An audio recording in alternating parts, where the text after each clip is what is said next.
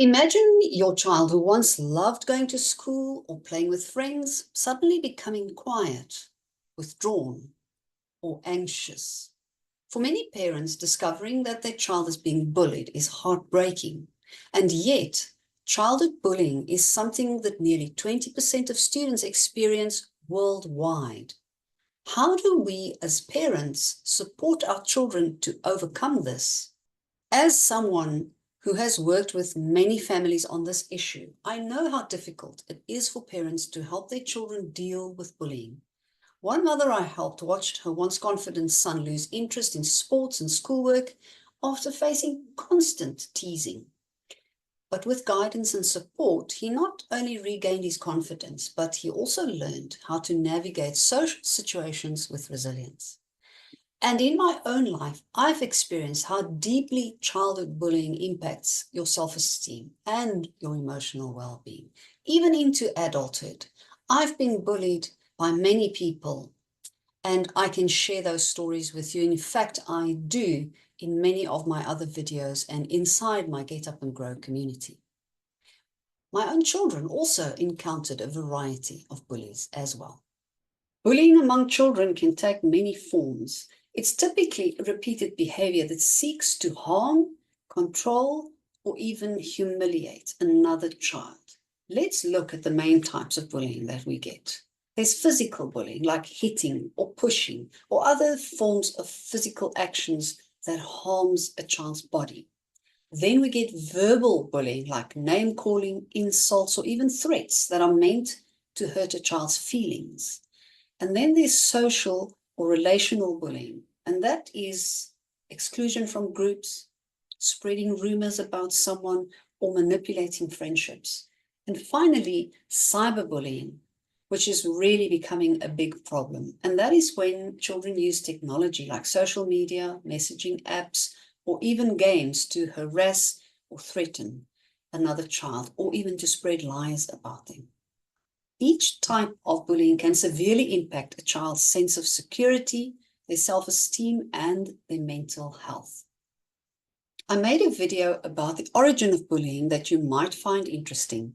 There is a link in the description below this video for you to watch. Globally, bullying affects about 1 in 5 children. In the US alone, approximately 28% of students report being bullied, while in Europe the figures vary, but consistently show that bullying is widespread. The sad thing is that most children do not report it. But research indicates that bullied children are at a higher risk for anxiety, for depression, and even self-harm. According to a study by the CDC, students who experience bullying are also more likely to suffer from physical health issues and lower academic performance. And these effects can last well beyond childhood, impacting how they form relationships and handle stress as adults too. Why do some children become bullies? While it's painful to imagine, many bullies also face their own struggles. Some are dealing with insecurities, lack of emotional regulation, or even family issues that lead them to lash out.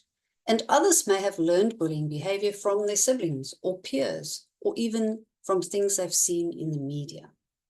Addressing bullying effectively requires us to understand that bullies are often children who struggle themselves. And this perspective does not excuse the behavior, but it helps us to approach the problem with greater empathy and a stronger foundation for resolution. For the victim, bullying can be devastating. Children who are bullied may feel unsafe, isolated, and even blame themselves. They might experience physical symptoms like headaches or stomach aches, sleep issues, or increased anxiety. Social bullying in particular can be deeply damaging as it erodes a child's sense of belonging and friendship security. It's crucial for parents to recognize these signs early to prevent further emotional harm. You might be thinking it's the same for adults. You're right. To learn more about workplace bullying, follow the link in the description for the video I made about that topic. Now, if you know me, you know by now that I always like to give some practical, actionable steps that you can take. Now, this is for parents to support their children. in handling a situation where they're being bullied. First of all, open a dialogue with empathy. Say something like, I've noticed you seem upset lately. You know you can tell me anything, and I'm here to help however you need. Encouraging open communication by asking questions gently and without judgment helps them to feel safe in sharing their experience. Teach them also to name their feelings, especially young children who need the vocabulary. Help your child identify and express emotions like anger, sadness, or fear. Say something like, how does it feel when this bully's behavior happens? Naming your feelings is the first step towards handling them. And then also encourage assertive, but not aggressive response. Be careful, there's a difference. Practice responses with your child to empower them to say things like, if someone teases you, try saying, please stop. I don't like that. Teaching assertiveness can help your child to set boundaries confidently without escalating the situation. Remember, if they respond with aggression, they're probably going to escalate the situation and make it worse. But if they set a firm boundary by saying, no, stop, they will probably diffuse the situation. You could also role play scenarios together. Act out different bullying scenarios and responses to help your child feel prepared. Say to them, what could you say if someone pushes you in the line? Let's practice together. Something else you can do to support your child is to encourage friendships outside of school. Bullying can often make a child feel isolated, so finding friends in other settings can boost their confidence. So help them to join a sports team, a club, or a community group where they do feel supported outside of the community where they're being bullied. Teach them also to use I statements. So when addressing a bully, using I feel statements can deflect the blame while expressing your feelings. So you'll say something like, I feel hurt when you say that. Please stop. Now, this approach keeps the focus on the child's feelings and avoids accusations that again might escalate the situation.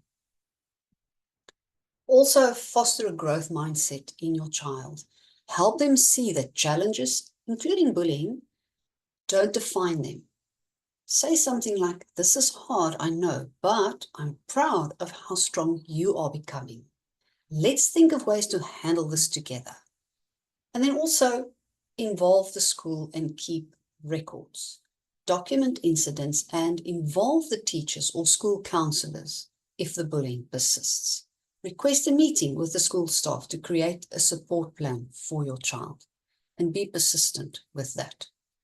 It's also important to validate your child's feelings and their experiences. So let them know that their feelings are valid and that it's okay to feel hurt or scared.